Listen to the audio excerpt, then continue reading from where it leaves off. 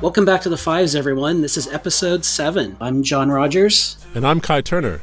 Here's what we found this week. Number one. We're looking for someone a little younger. And today we're going to start with a short film made by TCL, the television company. It's part of a campaign of a series of AI videos that they've commissioned to really kind of highlight the potential of AI storytelling in videos, leaning into the future of what video content might look like. And the one that we've selected is called The Audition, which was written and directed by George Huang. And it's kind of an interesting hybrid of live action, real actors on a real set, but with AI elements inserted. And I think we're going to see a lot of this sort of hybrid AI live action kind of as part of the early wave of content coming from more professional type operations. Yeah, I really enjoyed the blending of live action and AI video. I can't really say I've seen it in this way before. It's funny though, the state of the art is moving so quickly you can almost pinpoint the generation of AI video tools that they use to make these.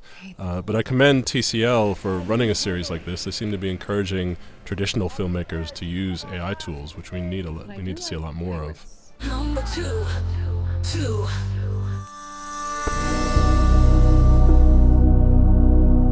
Next up, we have Crispr titles by Johnny Darrell. This is an experimental title sequence for a fictional series called Crispr. If you put this on and told me it was the opening to a new show, I'd believe you. It's not perfect, but I'd be surprised if in a year from now we don't see 80% of title sequences being made largely with AI like this. Yeah, with Crispr, it's one of several of these sort of fictional opening credit type sequences that we've seen so far since we started this podcast. I expect we'll see a lot of these. What really struck me as I was watching it is I could see a storyteller, a filmmaker, actually doing these as part of a pitch process. So imagine you're going into Netflix to pitch a television show or going into Disney to pitch a movie.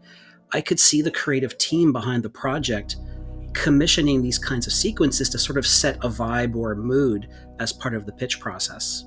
Number three.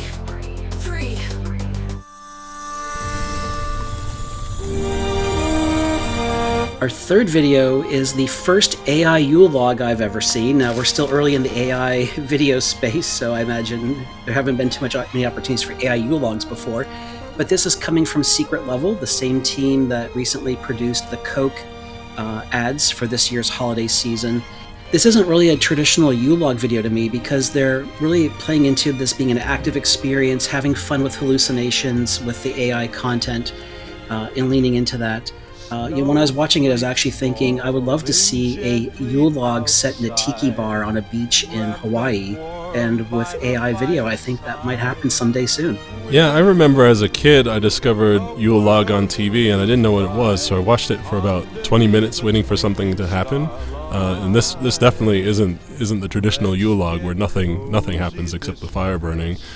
Still, I think even though it's a neat concept, I think they could have applied less is more as a maxim here, because I think you think of Yule log as being kind of meditative and contemplative background wallpaper, and it's not really meant to compete for attention. So I couldn't really imagine having this on as a party because it would just be distracting everyone every minute. So I think I'm excited to see if they do a V2 next year and maybe tone down some of the rapid movement and just have an occasional element pop in here and again.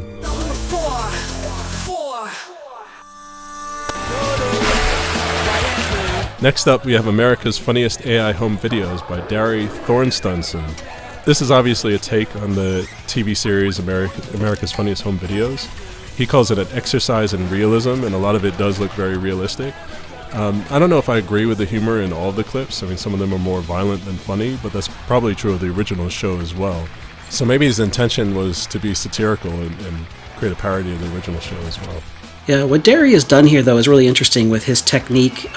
Because he's leaning into the 80s home video vibe, he's been able to really create some graininess and some pixelation in the image, which helps to hide that this is an AI-produced content. When I first started watching it, I was about halfway through before I realized it was AI and not maybe just some bad 80s VHS sort of transfer of video content.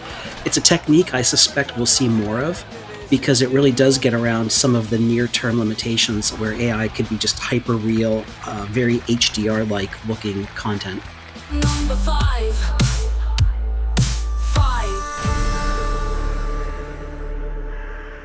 Our fifth and final video for this week is Vikings I, coming from director RMO.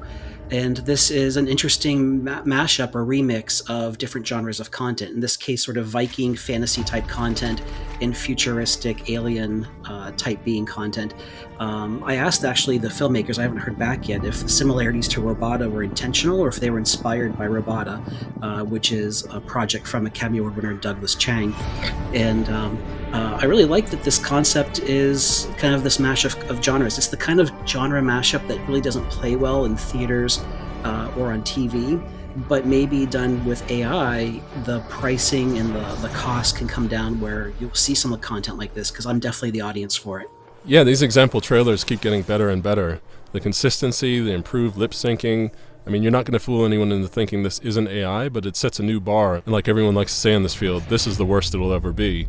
I also love the genre mashup of high-tech sci-fi and Viking drama. And this is what really excites me about AI video, the ability for filmmakers to realize unusual ideas that we haven't seen before. And like you said, we wouldn't be likely to see in traditional studios. Thanks. That's it for this week. If you enjoyed this, please like and subscribe. We'll see you next time.